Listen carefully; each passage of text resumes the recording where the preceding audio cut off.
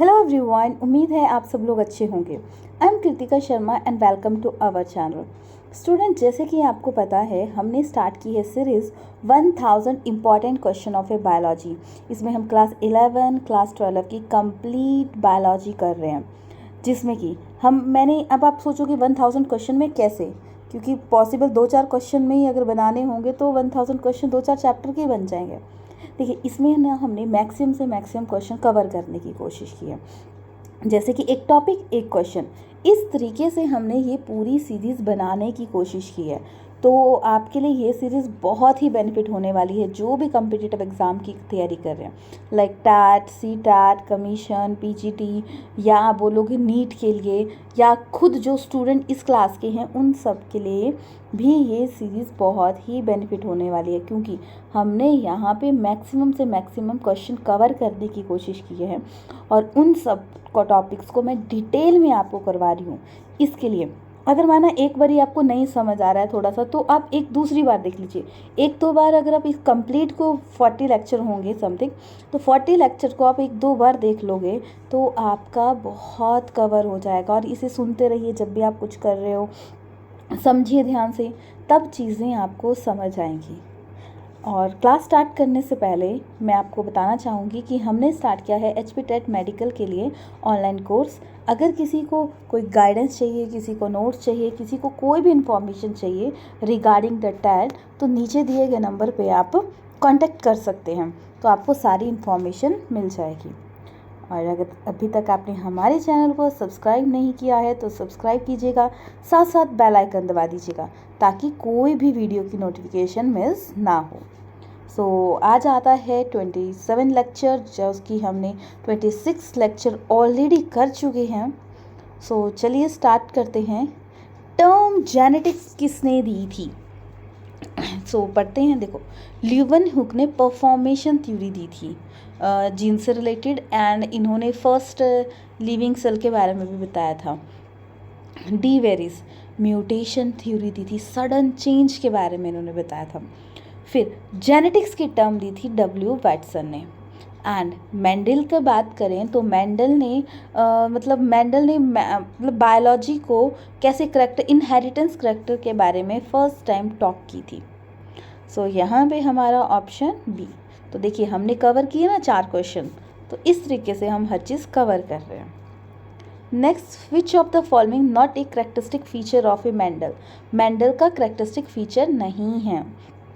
तो अभी हमने बात की थी, मेंडल ने ना फर्स्ट टाइम बायोलॉजी को मैथ के साथ जोड़ा था, तो वो कंसेप्ट किसी की समझ में नहीं आ रहा था कि ये कैसा कंसेप्ट दे दिया।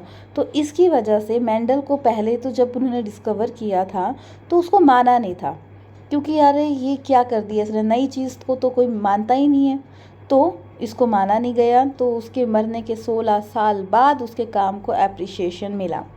तो इन्होंने मेनली पी प्लांट लिया था, क्योंकि पी प्लांट जैसे कि जल्दी ग्रो कर जाता है, तो उसके लिए। तो देखते हैं 7 करेक्टर कौन कौन से हैं। शेप ली थी सीड की, राउंड एंड व्रिंकल। कलर लिया था सीड का, येलो एंड ग्रीन। कलर लिया था पॉन्ड का, ग्रीन एंड येलो। शेप ली थी पॉन्ड की, फुल एंड फ्लैट। प्लांट की हाइट ली थी, टॉल और शॉर्ट। पोजीशन ली थी फ्लावर की, at junction at tip of a branch. And flower का कलर लिया था पर्पल एंड वाइट।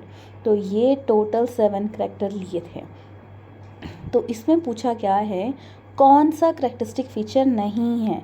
शेप भी थी, पॉन्ड लेंथ नहीं है, क्योंकि इसमें स्टेम की लेंथ ली है, प्लांट की हाइट ली है, पॉन्ड की लेंथ नहीं ली है, पॉन्ड की शेप एंड कलर लिया है।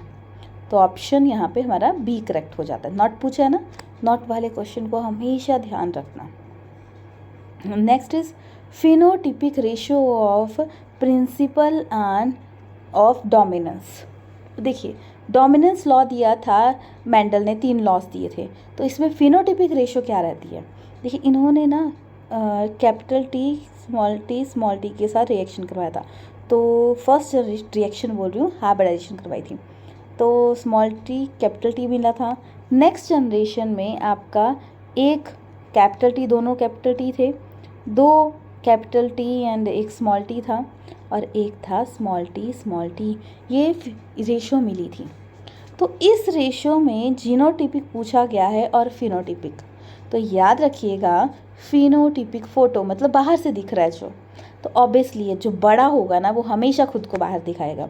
तो जैसे कि एक छोटा है एक बड़ा है इस दो केस में, तो ये तो छोटे वाला तो हमेशा पीछे ही रहेगा, तो ये पीछे ही रह जाता है, तो सामने से नहीं दिखता, बेशक अंदर से है पर सामने से नहीं दिखता। तो फिनोटाइपिक रेशियो आ जाएगी 3:1।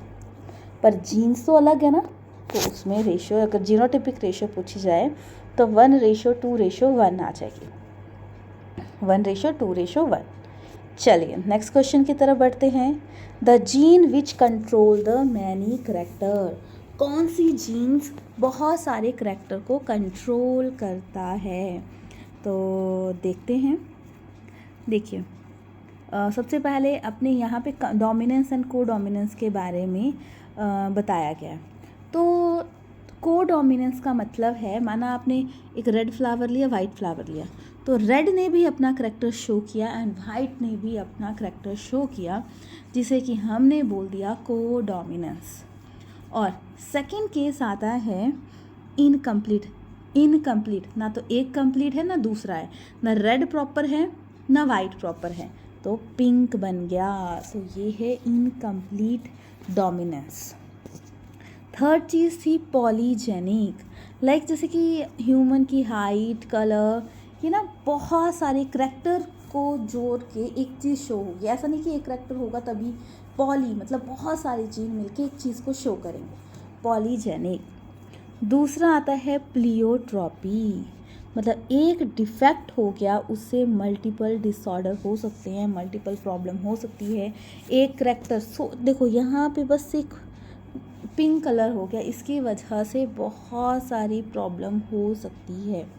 तो यही है, एक जीन कंट्रोल मैनी करैक्टर, तो उसे मतलब बहुत सारे करैक्टर को डिफाइन करता है, तो वो आता है प्लियोट्रॉपी।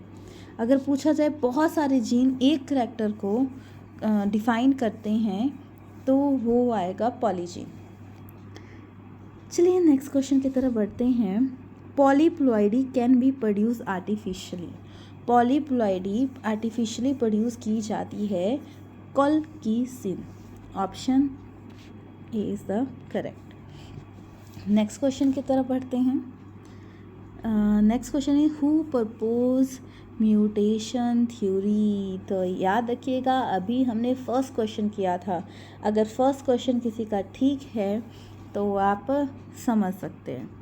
तो देखो लेमार्क ने इवोल्यूशन कंसेप्ट दिया था according to natural law, natural law के मुताबिक इन्होंने लेमार्क ने कंसेप्ट दिया था। डार्विन ने जैसे कि आदि मानव से ये बना वो बना, ये कंसेप्ट दिया था, मतलब नेचुरल सिलेक्शन का कंसेप्ट था, नेचर से आया था। और फिर आते हैं आपके डी वेरीज, इन्होंने म्यूटेशन थ्योरी दी थी। और वेलेस ने इवोल्यूशन थ्योरी नेचुरल सिलेक्शन, ठीक है। और इसने लेमार्क और इसमें क्या फ़र्क है, दोनों ने नेचुरल सिलेक्शन दिया था, पर लेमार्क ने बोला था concept proceeded in according to natural law, naturalist के बारे में बात की थी। Obviously right answer is C. Next question test cross. Mendel ने ना, मैंने अभी बताया था आपको, मेंडल ने दिए थे 3 लॉ। 3 लॉ में से उन्होंने फर्स्ट लॉ था law of dominance, second law था law of segregation, third law आता है मेंडल का लॉ ऑफ इंडिपेंडेंट एजॉर्मेंट। कौन सा आता है? Law of independent assortment. तो उसमें इन्होंने क्या किया था, जो सेकंड लॉ है सेग्रीगेशन में, जैसे कि इन्होंने एक कैपिटल वाई लिया था, और यहाँ पे ये कैपिटल वाई भी ले सकते हैं, ऑप्शन है कि मतलब दोनों ही डोमिनेट लेते हैं या दोनों ही रिसेसिव लेने हैं। तो अगर ये तो लेता है डोमिनेंट, ठीक है, तो क्या होगा, तो पर रिएक्शन रिसेसिव से करवाना है, याद रखना, रिएक्शन बोलिए हाइब्रिडाइजेशन किससे करवानी है, रिसेसिव से ही करवानी है, वही है टेस्ट क्रॉस। बैक क्रॉस में डोमिनेंस के साथ होगा, पर यहाँ पे इच्छा है कि वाई लेना है कैपिटल या स्मॉल वाई लेना है। तो इसकी रेशो रहेगी कंप्लीट, देखो capital Y small Y, capital Y small Y, capital Y small Y, capital Y small Y, सारी रेशो सेम ही है। तो ये बोलता है टेस्ट क्रॉस जिसमें कि रेशो रहती है 1:1। अगर माना देखो यहाँ पे जैसे कि रेशो पूरे सारे एक जैसे हैं, पर अगर सेम केस अगर यहाँ पे ले लेते हैं स्मॉल वाई, तो क्या होगा, कैपिटल वाई स्मॉल वाई, ठीक है, small Y, capital Y small Y, small Y small Y, तो इसमें पूरी 2:2 मतलब 1:1 ये रेशियो रहेगी। पर यहाँ पे याद रखना ये सिर्फ रिसेसिव में होगा। तो कैसे चेक होगा, check heterozygosity in a first generation, option A is the correct. Next question की तरफ बढ़ते हैं। The phenomena in which a allele of a one gene suppress the activity of a another gene, one gene suppress करेगा दूसरे की, है ना, तू बढ़ रहा है तो मैं तुझे भी नहीं बढ़ूंगा, खुद भी नहीं बढ़ूंगा, तो ये कंसेप्ट आता है एपिस्टेसिस। एपिस्टेसिस मतलब option A is the correct. Next, ultimate biological unit which control the heredity. So वो तो देखते हैं, देखो ये सेल है, सेल के अंदर होता है न्यूक्लियस, न्यूक्लियस के अंदर होता है जेनेटिक मटेरियल। तो मल्टीपल जो बहुत सारे होते हैं उन्हें जीनोम बोलते हैं। जीनोम से एक सिंगल यूनिट को क्रोमोसोम बोलते हैं। क्रोमोसोम के अंदर आता है जीन। तो अगर अब सीक्वेंस पूछा जाए तो जीनोम क्रोमोसोम जीन, याद रखना, जीनोम क्रोमोसोम जीन। तो gene is the basic unit, option D is the correct. Next question की तरफ बढ़ते हैं। Which law set factor do not blind और mix up simple association themselves remain together separate at the time of a gamete formation. इन्होंने बोला था do not blind नहीं होगा, मिक्स नहीं होगा, अपना अपना करेक्टर शो करेगा। तो देखिए फर्स्ट लॉ तो बोलता है लॉ ऑफ डोमिनेंस, टॉल वाला कंसेप्ट हमने कर लिया। लॉ ऑफ सेग्रीगेशन बोलता है कि फैक्टर्स ब्लेंड नहीं होंगे, तो ऑप्शन बी। अगर हम लॉ ऑफ इंडिपेंडेंट असॉर्टमेंट की बोलें तो इनहेरिटेंस होगी 2 और मोर जीन की एट ए टाइम, और डिस्ट्रीब्यूशन होगी गैमेट की एंड प्रोजेनी की, subsequent generation is independent to each other. And एक मतलब क्या करेगा प्रोजेनी, सब्सिक्वेंट जनरेशन होगी इंडिपेंडेंट होगी ईच अदर से, अपना अपना डेवलपमेंट करेगा। मतलब देखो फर्स्ट क्या था, डोमिनेंस, डोमिनेंस शो होगा जो अपने आप को थोड़ा सा भी बेटर पॉइंट पर भी प्रेजेंट कर देगा एक्स्ट्रा, वो शो होगा। सेग्रीगेशन में बोलेंगे ब्लेंड नहीं होंगे, अपना करेक्टर अपने आप शो करेगा और वो भी रहेगा, ऐसा नहीं होगा कि वो ख़त्म हो जाएगा। इंडिपेंडेंट एनवायरनमेंट बोलता है कि gametes and progeny subsequent generation independent to each other, मतलब अपना अपना काम इंडिपेंडेंट है। जैसे कि इन्होंने 2 जनरेशन लिया था, डाई हाइब्रिड क्रॉस लिया था, तो रेशो रही थी 9:3:3:1। Next question is a women with blood group O and has child with blood group O, if the claim to friend to has a blood group A as a father of a child genotype, अगर ये बोलती है कि बच्चे का blood group O होता है and A blood group है फादर का, तो कैसा इसका मतलब बेसिक रहेगा जीनोटाइप। शो बेशक कौन सा हो रहा है, O ब्लड ग्रुप, तो वही ना जो जिसने थोड़ा सा ज़्यादा रिप्रेजेंट किया। जैसे कि माना अगर ब्लड ग्रुप है A, तो जीनोटाइप 2 चांसेस हैं, या तो IAA होगा या IA और स्मॉल i होगा। तो A एंटीजन होगा और AN2 कहाँ से मिल सकता है, ये ANAB से और ANO से। अगर हम B ब्लड ग्रुप की बात करें तो B ब्लड ग्रुप होगा IB होंगे या IB स्मॉल i होगा। तो antigen of red blood cell B, और 2 मतलब BAB हो सकता है और दूसरा BNO हो सकता है। सेकंड AB में दोनों होंगे। फिर आ जाएगा O, जीनोटाइपिक स्मॉल i। तो इसमें जो रेशियो रहेगी, देखो जैसे कि अगर पूछा है O ब्लड ग्रुप है बच्चे का, तो वो चांसेस हैं कि जो रेशो है वो IA और IO हो, तो करके क्या होगा, या IO या नॉट हो, नॉट मतलब जो उसमें डॉट का मतलब है स्मॉल आई, ठीक है। तो इसमें ऑप्शन हो जाएगा हमारा करेक्ट सी। नेक्स्ट क्वेश्चन की तरफ करते हैं। Human skin colour use an example of. Human skin colour example है किसका? तो ह्यूमन स्किन कलर आपको मैंने बताया था, बहुत सारे करैक्टर एक करैक्टर को डिफाइन करेंगे, राइट। तो ह्यूमन आ जाएगा आपका क्वांटिटेटिव इंटरेक्शन, तो ऑप्शन यहाँ पे हमारा सी करेक्ट बन जाता है। Next question is female heterogamy. देखिए मेल एंड फीमेल गैमेट्स तो होते हैं सब में, तो अब हमें इसमें बताना है कि हमेशा जैसे कि ह्यूमन है उसमें मेल डिफरेंट होता है, XY होता है, फीमेल में XX से होता है, तो किस केस में फीमेल हिट्रोगैमी हो सकती है? तो देखिए ये है मेल हिट्रोगैमी, फीमेल हिट्रोगैमी। मेल हिट्रोगैमी एक तो X एंड XY ह्यूमन में हो सकती है, और एक केस आता है आपका एक में एक कम है, मेल में एक कम है, तो ग्रास हॉपर आ गया। अगर फीमेल हिट्रोगैमी का मतलब हम बोल सकते हैं एक डिफरेंट है, लाइक बर्ड्स फाउल में। दूसरा केस हो सकता है ZO एक मिस है, O का मतलब मिस है फीमेल में, तो उसकी वजह से भी हिट्रोगैमी होगी। तो बटरफ्लाई एंड मॉथ्स में होता है, तो हमसे पूछा है फीमेल हिट्रोगैमी, तो या तो इसका आंसर बर्ड्स फाउल फिश इनमें से होगा।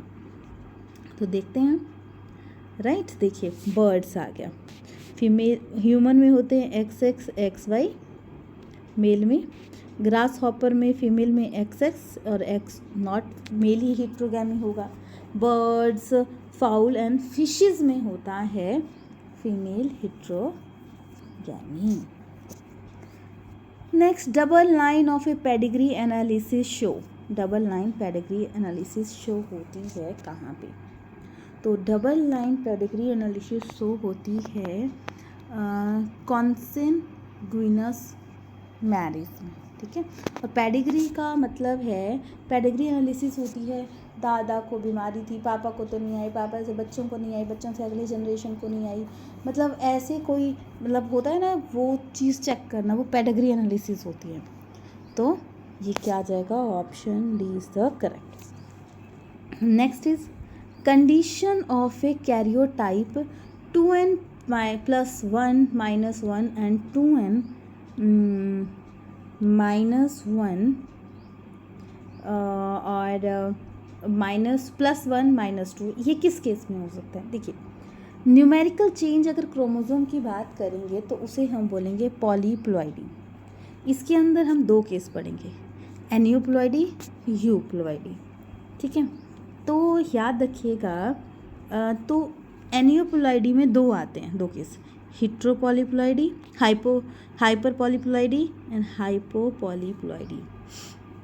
तो हाइपरपॉलीप्लॉइडी में होता है 2n + 1, 2n + 1 -1, 2n + 2, और हम हाइपोपॉलीप्लॉइडी की बात करें तो नलोजोमी 2n -1, 2n नलिजोमी, मतलब मोनोजोमी 2n -1 एंड नलिजोमी 2n -2। यूप्लॉइडी की बात करें तो हैप्लॉइडी मतलब X नंबर से मल्टीपल होगा, डिप्लॉइडी 2n नंबर होंगे। पॉलीप्लॉइडी की बात करें तो ऑटोपॉलीप्लॉइडी मतलब सेम होंगे, एलोपॉलीप्लॉइडी दो अलग अलग चीज़ें होंगी। तो देखो इसमें हमसे पूछा है 2n, तो ये तो आ जाएगा आपका, वैसे मैंने मेनली हाइपर पॉलीप्लॉइडी, तो हाइपो नहीं है, तो हम करेक्ट आंसर करेंगे एनियोपॉलीप्लॉइडी। क्या करेंगे? एनियो, क्योंकि उसी के अंदर हाइपो एंड हाइपर पॉलीप्लॉइडी आ जाता है। और पॉलीप्लॉइडी तो न्यूमेरिकल क्रोमोसोम के बारे में, ऑटोपॉलीप्लॉइडी जब same number of A chromosome होते हैं, और मोनोजोमी तो हाइपो के अंदर आ जाती है। 2n लिखेंगे, 2n -1।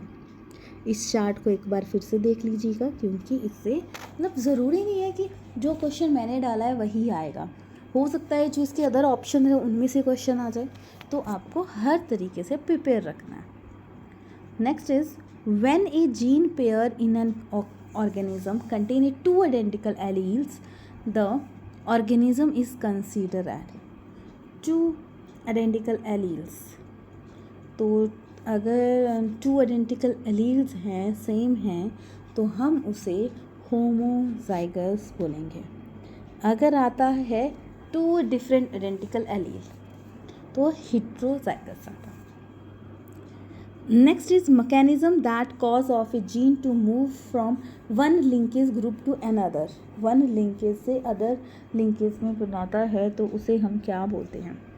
तो हम उसे कंसीडर करेंगे ट्रांसलोकेशन। क्या बोलेंगे? ट्रांसलोकेशन। इन्वर्जन का मतलब होता है क्रॉसिंग ओवर, जैसे कि ये क्रॉसिंग ओवर हो रही है, ठीक है। इन्वर्जन का मतलब चेन, डुप्लीकेशन मतलब double. Next question is the exchange of a genetic material between chromatid of a pair homologous chromosome during a first meiotic division is called. तो क्या बोलेंगे first meiotic division? Crossing over. तो option यहाँ पे C is the correct. Next question, first making important contribution in respect of a nature of a gene, the Nobel Prize was awarded।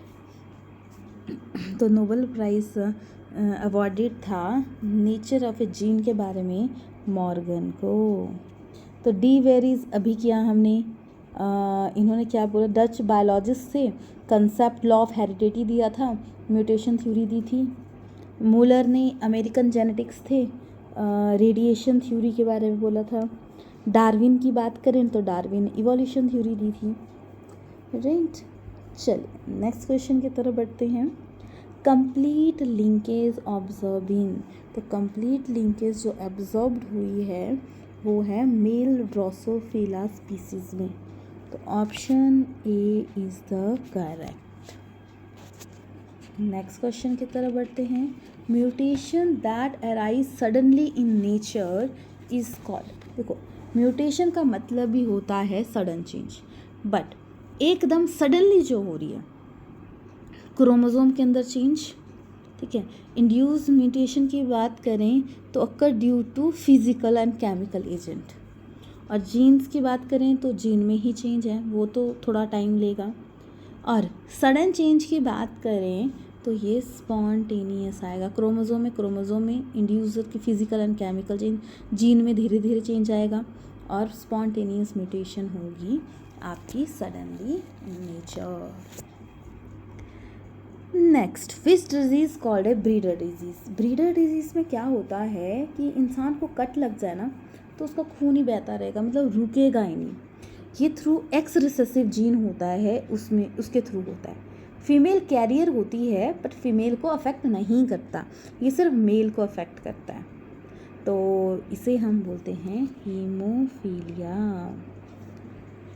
Sickle cell anaemia खून से related problem है।